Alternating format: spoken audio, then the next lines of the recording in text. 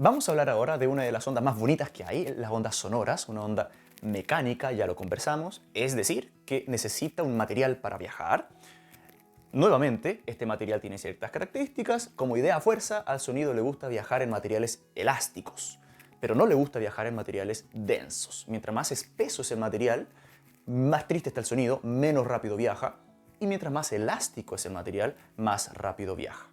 ¿Cómo podemos caracterizar una onda de sonido? ¿Cómo podemos diferenciar un sonido de otro? En general, hablamos de tres características que definen un sonido, que lo diferencian de otros sonidos.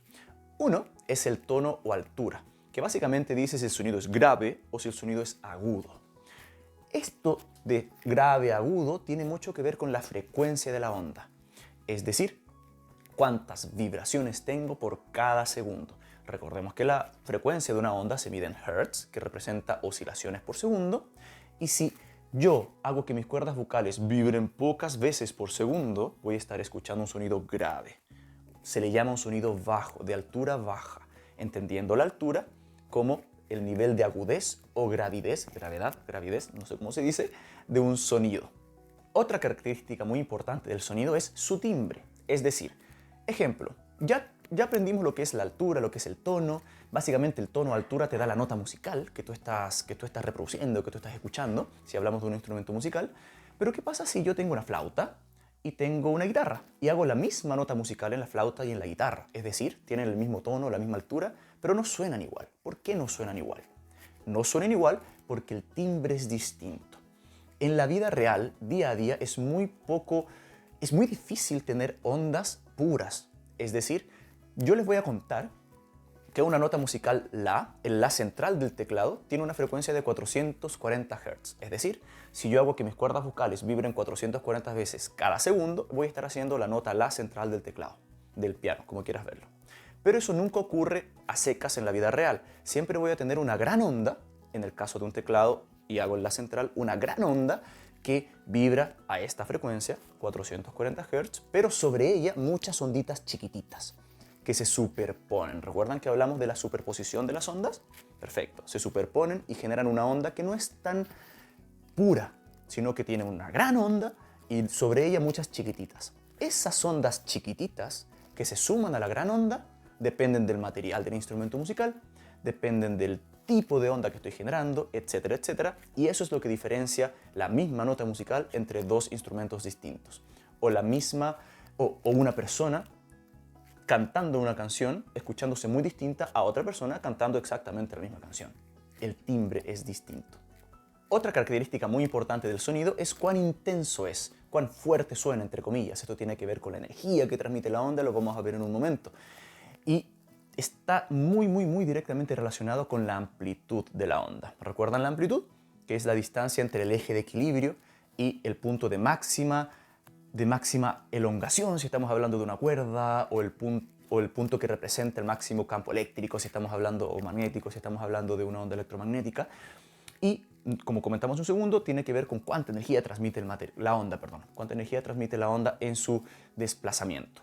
Entonces, como resumen, ¿cómo diferenciamos un sonido de otro? Con el tono altura, el timbre y su intensidad. El tono altura dependiendo de la frecuencia, la intensidad dependiendo de la amplitud y el timbre dependiendo de la forma en que se superponen todas las ondas que generan este sonido. A modo de ejemplo, como comentamos hace un segundo, cada nota de la escala musical tiene una frecuencia característica y todo esto tiene que ver con muchas relaciones matemáticas muy entretenidas que te invito a googlear si estás interesado en la relación entre música y ciencias. Como hablamos hace un segundo, y el tono o altura tiene mucho que ver con la frecuencia, uno puede preguntarse, ok, ¿eso quiere decir que yo puedo escuchar cualquier frecuencia? No. Nosotros como seres humanos, como seres vivos, tenemos limitaciones y no hemos evolucionado para escuchar cualquier frecuencia. Nosotros tenemos pequeños pelitos en nuestros oídos que vibran cuando reciben un sonido y dependiendo de su frecuencia generan estímulos eléctricos que nosotros interpretamos como sonidos. Pero por ejemplo, yo aquí estoy moviendo mi mano con una cierta frecuencia, voy a asumir que es 2 Hz, o sea, 2 oscilaciones completas por segundo, y no la escucho. No la escucho. Pero en teoría, si yo moviera mi mano, la hiciera oscilar mucho más rápido y lograra oscilarla 523 veces cada segundo, tendría una nota Do y la escucharía. Por eso, típico que en nuestra escuela, en nuestro colegio, teníamos una regla y la hacíamos vibrar, y mientras más chiquitita era la regla, el sonido era más agudo. No es porque la regla sea más chiquitita, sino que al ser más chiquitita, vibraba mucho más veces por segundo y yo escuchaba un sonido más agudo, cambiaba el tono. Como seres humanos hemos evolucionado para recibir y poder interpretar sonidos de frecuencias entre 20 y 20.000 Hz.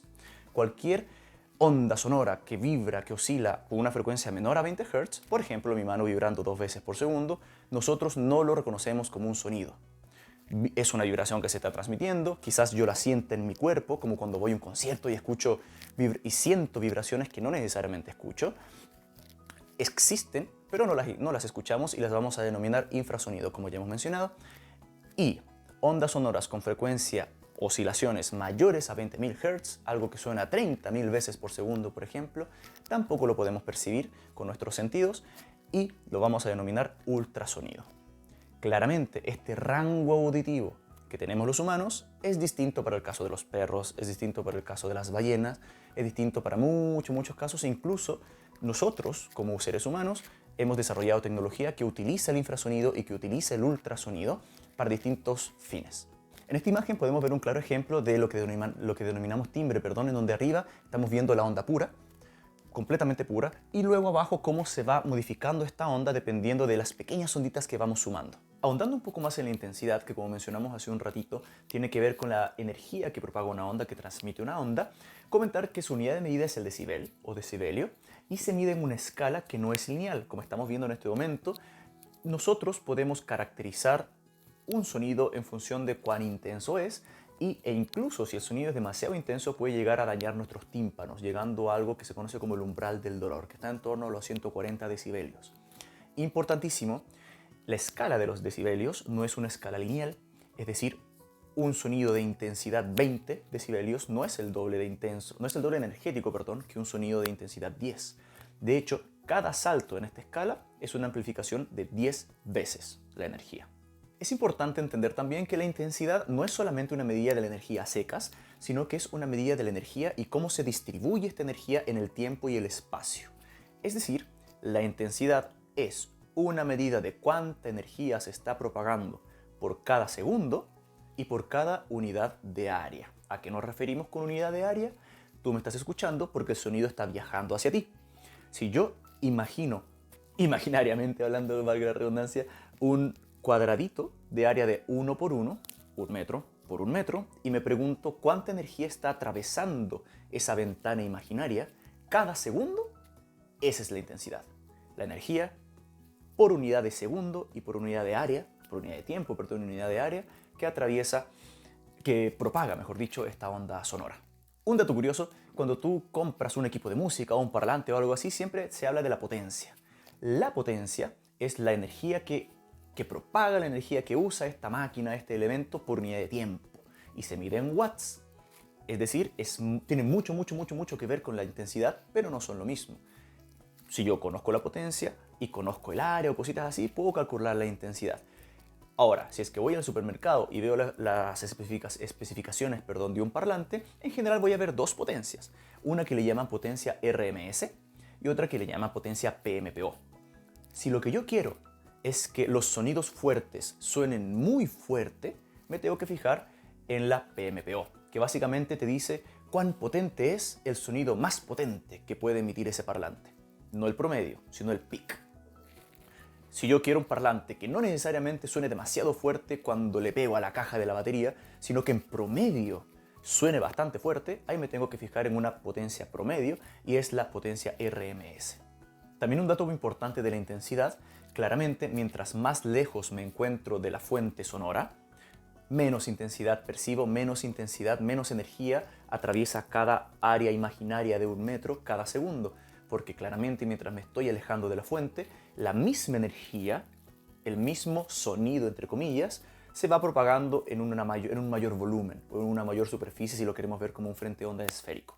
Entonces tiene que dispersarse esta energía, tiene que repartirse en más espacio, por lo tanto menos energía atraviesa cada trocito de espacio.